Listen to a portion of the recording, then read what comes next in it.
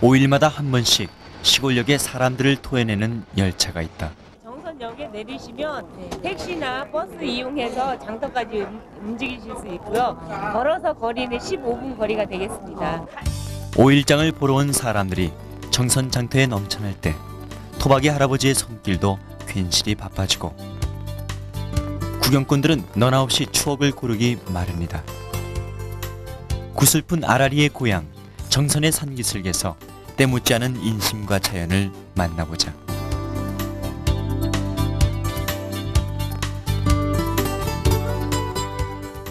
증산에서 구절리로 가는 정선선 철도의 중간쯤에 있는 정선역은 한적한 시골역이다. 안녕하세요. 만나서 반갑습니다. 네, 이쪽으로. 이곳 정선구는 4개 읍과 5개 면으로 되어 있고요. 인구는 한 5만 정도 되어 있습니다. 이쪽에서 볼만한 관광지는 화암약수가 있고, 화암약수하고 그다음에 이제 화암동굴, 그리고 저기 모른대 쪽으로 해서 소금강 보시고, 그다음에 저기 구절리 쪽에는 이제 오장폭포가 있고, 열왕에 그다음에 열왕의 이제 아우라지, 아리랑의 발상지가 있고. 정선은 태백산맥이 관통하는 강원도 동남부 영서지방에 있다.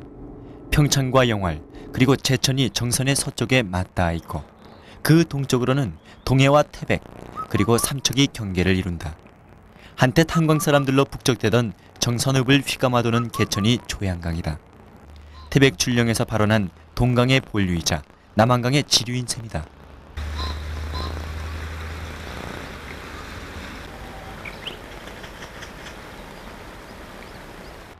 조양강을 거슬러 오르다 보면 그 물길이 동과 서로 갈라지는 곳이 있는데 이곳이 바로 아리랑의 발상지로 추정되는 아우라지다. 삽다리를 건너 북쪽 언덕에 아우라지를 굽어볼 수 있는 여성정이 있다. 이 아우라지를 그냥 그 여행지로만 생각하지 마시고 어떤 그 문화과 관련된 유적지로 생각하시는 게 좋을 것 같습니다. 정선 아리랑은 굉장히 구슬픕니다. 가락이 느리고, 그래서 부르는 사람도 듣는 사람도 막 눈물이 흘러요. 500수잔도 된다 그랬죠, 가사가. 그러니까 자기 처신에 맞게끔 다 노래를 가사를 만드는 거예요. 예를 들어서 좀 야한 것도 있고, 여기가 산이 가파릅니다. 그러다 보니까 밭일을 할 때는 그 호미질에 맞는 가락, 또는 그 애정편도 있어요. 애정편은 뭐냐면은 여기가 물레방아가 굉장히 많거든요. 그러니까 물레방아, 옆집에 물레방아는 계속 돌고 있는데 매일 옆에서 자고 있는 남자는 움직이지를 않는단 말이지. 뭐 이런 식으로 애정편도 있고, 그래서 굉장히 다양한 열양리의 한 처녀가 구절리의 총각과 동백을 따러 쌀이골에 함께 가기로 했다. 하지만 밤새 비가 내려 아우라지에 물이 불어났고 나룻배들은 다 떠내려갔다. 열양리 언덕에서 강 건너 총각을 바라보며 애를 태우던 처녀의 심정이 정선 아라리에 고스란히 배어있다.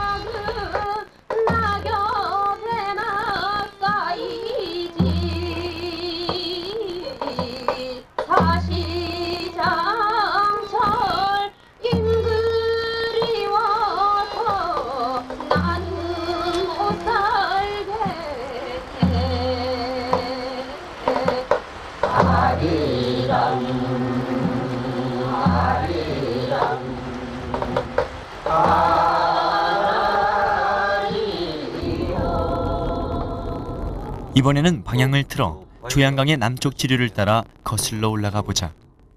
정선읍에서 차를 타고 30분쯤 달리면 소금강이 나오는데 소금강의 입구를 지키고 있는 바위가 화표주다. 두 개의 뿔을 가진 도깨비 형상을 하고 화표주는 소금강에 드나드는 사람들을 감시하고 있다. 문내산과 민둥산 등 태백산맥의 서쪽 사면에 정선의 소금강이 있다. 그림 같은 바위들과 울창한 나무숲, 그리고 풍부한 계곡물이 만들어낸 걸작품이 바로 정선의 소금강이다.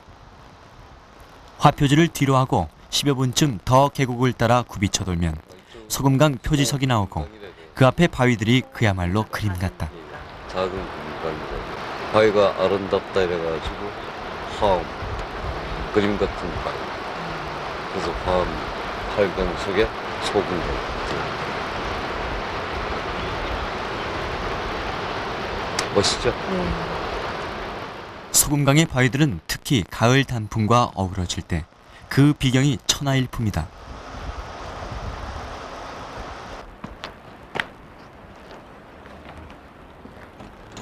먼 발치에서 바라볼 수밖에 없는 소금강의 바위들과는 달리 절벽 위에 직접 올라가 볼 수 있는 바위도 있다. 안개가 끼거나 흐린 날에는 그 허리춤에 구름을 두른다는 모른데는 그 높이가 100여 미터쯤 되는 바위 벼랑이다. 그 깎아지는 듯한 그 절벽들하고. 우리가 지금 절벽 끝에 서 있는 거죠? 그렇죠. 그래서 모른데 정상에는 300년 묵은 소나무가 한 그루 서 있는데 안타깝게도 지금은 죽어 있다. 절벽 아래로 까마득히 모른리 마을과 소금강의 계곡이 내려다 보이고 물길 옆에 비탈을 깎아서 농부들은 고랑 많은 산밭을 만들었다. 비탈밭에서는 고랭지 채소를 심는 농부들의 손길이 바쁘지만 모른데 아래론 계곡물이 오늘도 유유히 흐른다.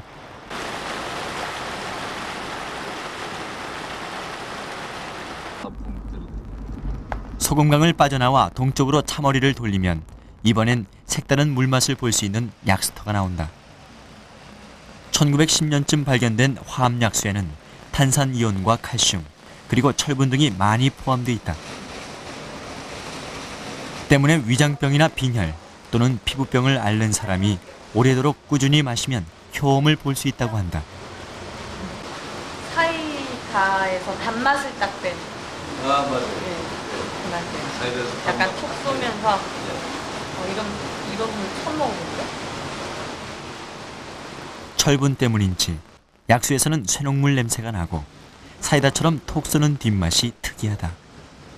약수터 오른편에는 화합약수를 칭찬하는 비석이 하나 서 있는데 화합약수가 불로 장생하는 물이며 자주 마시면 마음까지 맑아진다고 써 있다.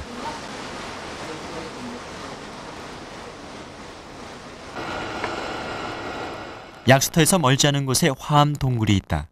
소금강과 모른데 그리고 광대곡 등과 함께 화암 8경의 백미로 꼽히는 곳이다. 소장님, 이곳 화암동굴의 관람 소요 시간이 어느 정도 되나요? 네, 저희 화암동굴 관람 소요 시간은 1시간 30분에서 2시간 정도 소요가 됩니다. 여기 안내들을 보니까 이렇게 테마별로 되어 있는 것 같아요. 예, 저희 그 화암동굴은 1930년대 그 금을 캐던 금광경도를 확장 개발해서 그 맨 마지막 장인 자연동굴과 그 연결시킨 금과 관련된 동굴입니다. 그래서 5개장 42개 그 존으로 구성되어 있습니다. 동굴은 일제시대 때 금을 캤던 광산으로 강원도가 지방문화재로 지정해 보호하고 있으며 관람 통로의 길이는 1800m를 넘는다. 첫 번째 과정인 굴착 작업의 모습입니다. 화암동굴의 첫 번째 주제관은 역사의 장으로 60여 년 전 천포광산의 금채굴 모습을 그대로 재현해 놓았다.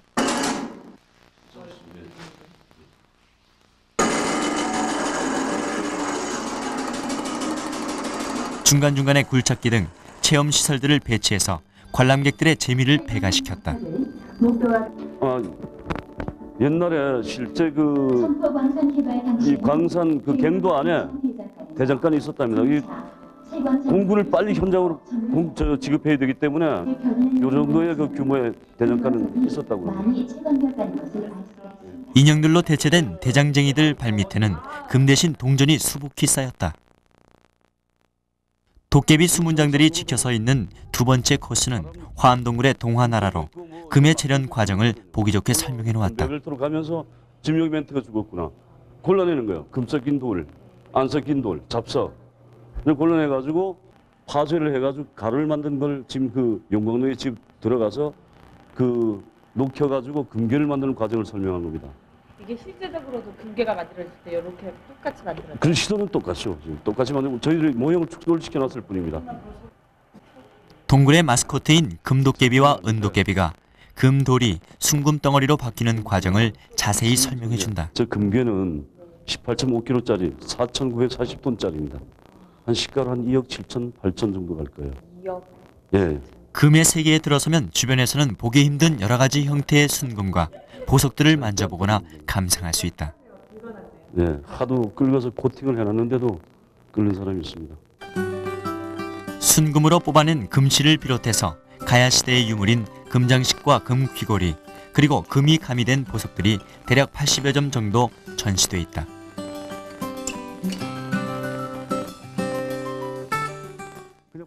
화암동굴의 마지막 코스는 천연 종유 동굴이다. 이쪽으로 유도하기 위해서 이거 만들어 놓고 그걸 해놔도 몰라요. 대자연의 신비라는 제목이 붙어있는 천연 동굴에서 가장 먼저 눈에 띄는 것은 대형 석순과 석주다. 대석주라고 그러는데 네. 우리 화암동굴의 대표적인 그 자연석입니다. 석순에는 푸른색 산호가 함께 자라고 있는데 그 밑둥의 둘레가 5m를 넘는다. 이무기고 이 분수가 석주 역시 그 높이가 8m로서 수명이 수억 년에 달할 것으로 보여 태고의 신비를 간직하고 있다. 대형 석순과 석주 옆에는 홍 모양의 산호가 아직도 성장을 계속하고 있으며 그 왼편에는 성모 마리아를 닮은 석순이 외롭게 서 있다. 화암의 천연 동굴의 너비는 200평쯤 되는데 왼편으로 나란히 늘어선 석순들이 아름답다. 특히 자송이 모양의 석순은 종유석의 성장 과정을 대변해주는 화암동굴의 명물이다. 높이가 29m고 네. 동양에서 가장 큰 그 황종유석이 됩니다. 저희들이 유석폭포라고도 하는데 중간에 불자상 화암동굴에서 빼놓을 수 없는 또 하나의 명물이 황종유석이다. 장마 때 유석폭포라는 별칭이 붙어있는 이 종유석은 동양에서는 가장 큰 것이며 여름에는 폭포수와 어우러져 그야말로 장관을 이룬다. 동굴 입구에는 1년 내내 마르지 않는 폭포가 있어 찾는 이들의 찬사를 받는다. 동굴에서 내려오면 정선의 별미를 맛볼 수 있는 식당들이 많다.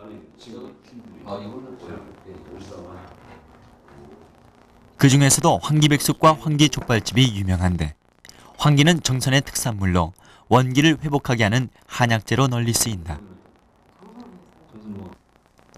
다른 약초와 함께 황기를 섞어 우려내고 그 물에다 토종닭을 삶아내는 것이 황기백숙이다. 황기백숙은 고기 맛이 쫄깃하고 담백해서 좋다. 이것도 먹어요? 아니요. 그냥. 여기는 약초가 많이 들어가야 족발이 부드럽고 이래요. 칡뿌리 넣고 한기 넣고 엄나무도 들어가고 시호도 들어가고 이게 올해 9년째래요. 황기 족발 역시 각종 약초를 우려낸 물에 황기와 족발을 넣고 푹 삶아서 만드는데 이렇게 하면 고기 맛이 부드러워지고 족발 냄새가 나지 않는다. 이 끝뿌리는 이게 쏘고 이 자르는 쭉쭉 찢어놓고 손님들이 아주 특이하다 하잖아요. 특히 이 족발에는 정선 사람들의 훈훈한 인심까지 두텁게 얹혀 있다. 족발이요. 일반 족발이랑 되게 틀릴 것 같아요. 예, 이 정선의 그 황기족발. 그 별미로. 황기족발은 정선의 심산유곡에서 채취한 각종 산나물에 싸먹으면 그 맛이 더욱 일품이다. 황기는 우리나라 전체 생산량의 절반 이상이 이곳 정선에서 생산되는데 허약 체질이나 임산부에게 자주 처방되는 다년생 약초다. 특히 황기는 석회암 토질과 고산지대에서 잘 자라는 다년생 약초여서 정선 지방에서 생산되는 황기가 최고의 품질로 꼽힌다. 정선 지방에서는 황기보쌈이나 보양탕 등 토속 음식이 잘 팔린다.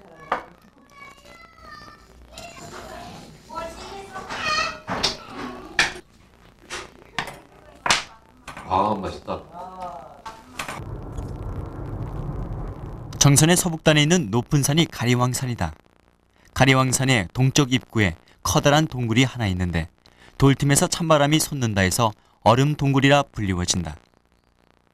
특히 여름철에는 동굴 안쪽으로 10여 미터만 들어가도 얼음이 얼 정도여서 예전에는 이 지역 사람들이 냉장고로 사용했다는 얘기가 전해진다. 더욱 신기한 것은 겨울에는 동굴에서 따뜻한 바람이 나온다는 것이다. 가리왕산 자락에는 가족들이 오붓하게 쉬어갈 수 있는 휴양시설이 있다. 산책로와 산림욕장, 통나무집을 보기 좋게 지어놓고 정선에서 묵어갈 관광객들을 불러들이고 있다. 산막과 야영장이 따로 있고 계곡에는 물까지 풍부해서 여름철 휴양지로 각광받는 곳이기도 하다.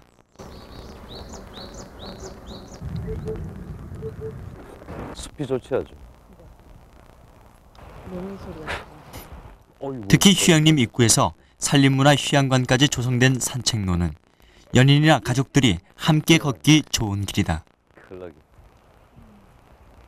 여기 이제 돌탑.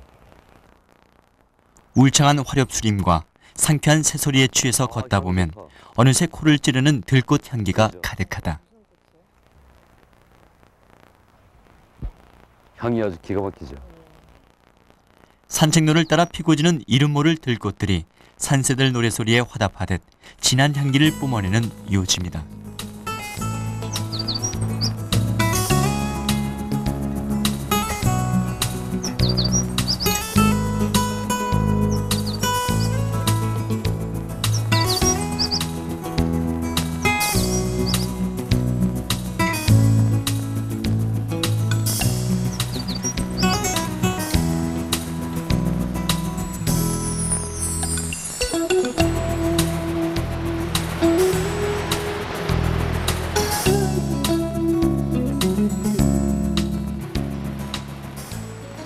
정선이 심산유곡임을 나타내주는 또 하나의 명물이 노추산 자락에 걸려있다. 오장육부를 한꺼번에 시원스럽게 만든다는 오장폭포다. 여기서도 폭포 소리가 되게 시원하게 들리거든요. 그렇죠. 이것이 저기 오장폭포입니다. 이게 노추산에서 내려오는 건데 상당히 길어 보이는데 이게 길이가 어느 정도 되나요? 길이가 209m입니다. 괜찮죠? 율곡 이 선생이나 설총 두 분들이 이곳에서 그 공부하고 이래가지고 정상에는 이성대라는 그 정자도 있고 그렇습니다. 폭포 길이가 200m를 넘고 수직 폭포만 해도 127m나 된다. 우리나라에서는 가장 길고 큰 폭포임에 틀림없다.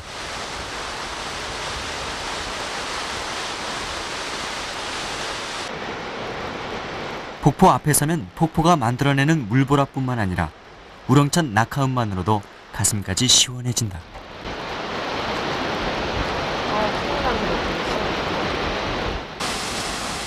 폭포수는 또 만지면 깨질 듯이 유리구슬처럼 맑다.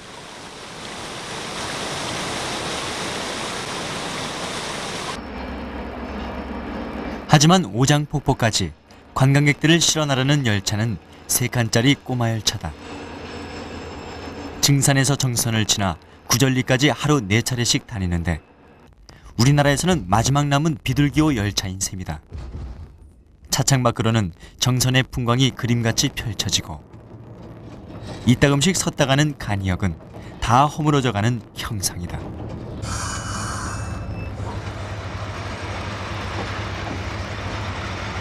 하지만 한때나마 이곳이 광부들로 북적대던 번화가였다는 사실을 아는 사람은 많지 않다. 꼬마 열차에 타는 승객들도 소박하게는 마찬가지다. 삼지구역죠? 이게 이제 삼지구 불을 왜 켜서 그래? 삼지구역죠. 이게 얼마였어요? 정선장에 나물 팔러 간다는 할머니는 열차가 정선역에 도착하기도 전에 등짐 나무를 모두 팔았다. 열차 잠시 후에 정선역에 도착하겠습니다. 정선역에서 한 무더기의 사람을 토해낸 꼬마 열차는 증산으로 떠났다. 정선 5일장은 정선역에서 10분이면 닿을 수 있는 농협 사거리에서 열린다. 5일장은 아직도 시골 장터의 옛 모습을 그대로 간직하고 있어서 서울 손님들의 방문이 잦은 곳이다. 주름먹이요. 일기도 여기 다 하자면 하루에 하나요? 오래 걸리네. 양쪽에가 줄무리고 좋네. 정선장에서는 아직도 망태와 집신이 잘 팔리고 돗자리나 소몽도 가끔씩 찾는 이가 있다. 이 지역 할아버지들의 손놀림을 바쁘게 해서 쌈짓돈을 늘리는 수익원인 셈이다. 정선장에서 자주 눈에 띄는 것은 역시 농기구다.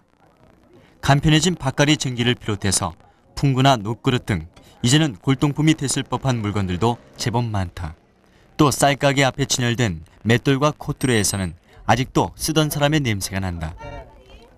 새총이 얼마나 하지? 3,000원 한 개 사면 2개 사면 5,000원.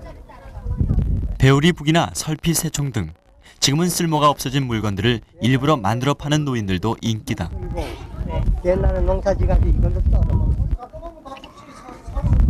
저 짝으로 이렇게. 장난감 또는 장식용으로 만든 농기구 역시 찾는 사람들의 호기심을 자극하며 정선장의 한 구석을 차지하고 있다.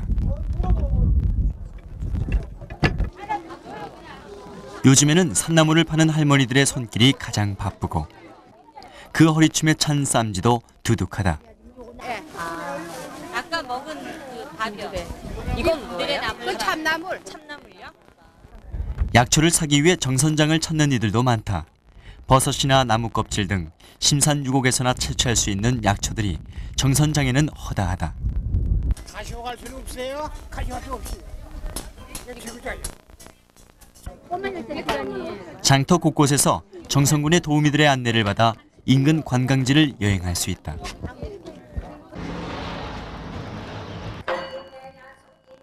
정선을 찾는 사람들이 마지막으로 들러봐야 할 곳이 또 있다. 5일 장이 서는 날마다 문화예술회관에서는 정선 아리랑 창극이 공연된다.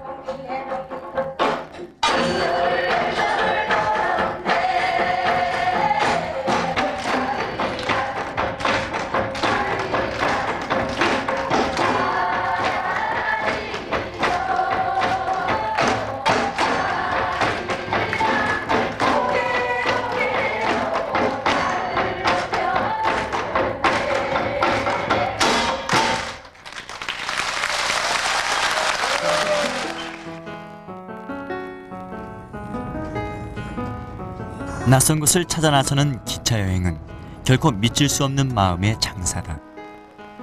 구절리 노추산 자락에 걸린 오장폭포는 그 물보라를 보는 것만으로도 마음이 뿌듯해지며 아우라지 나룻배에 실린 아라리의 전설은 여행객의 마음에 기나긴 석양을 드리운다.